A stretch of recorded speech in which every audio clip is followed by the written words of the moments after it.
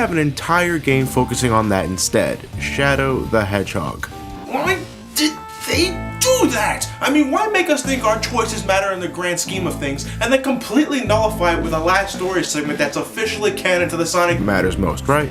So, because Rouge, or anybody else for that matter, seem to not really care about explaining Shadow's past to him in Sonic Heroes universe. I mean, what about the people that not including the last story level, Shadow the Hedgehog contains a total of 22 levels.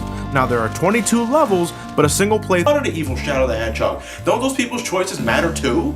Hello? But before we head into the game, however, let's start with the plot. The journey begins with Shadow staring into the horizon. Shadow begins to question about his past and who exactly this Maria character is, but before he could potentially get the idea to just ask Rouge or anybody else for that matter, aliens.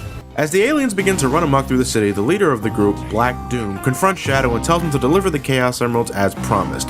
Shadow, realistically, has no idea what the fuck he's talking about, but instead of Black Doom answering to his suspicions, he just disappears, causing some random explosions around Shadow. With no idea what to do or who to rely on, except these guys, Shadow makes it his goal to collect the Chaos Emeralds and find the answers to his past. The game certainly doesn't, because Shadow saves the day in the end anyway, so why should I care about my overall morality and the consequences of my actions if they mean nothing? Guns or bazookas. To be honest, guys, while I find the mere concept of Shadow using firearms just plain ridiculous, the gunplay in this game is actually not that bad. Enemies are once again rocking health bars like in Sonic Heroes, but with a weapon, enemies go down real easily. This is the same man who programmed the art. Flashed in some stages are vehicles that Shadow can ride. Don't. Please. Shadow's not only naturally faster than all these vehicles, but the control and traction on these things are remarkably clunky. I'd rather be in Eggman's Mega Adventure 2. I don't care about the voice acting, I don't care that the characters are suddenly swearing, although I will say that's a pathetic attempt to try to make the game edgy, dark, neutral, or hero. To fall into the earth as retaliation for the military killing his granddaughter. Yeah, sure, Gunn was still wrong for doing so, but this man was going to wipe out all of humanity as an act of revenge. He's no saint. He shouldn't be honored. When I play a game that not only do I think is terrible, but just outright boring, there's only so much I can talk about, guys.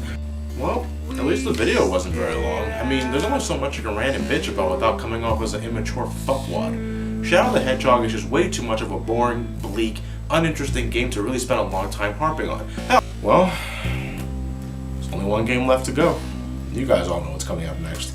So I'll see you guys then.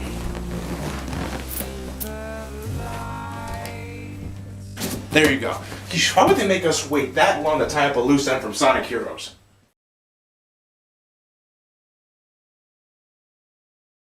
Exciting. This is also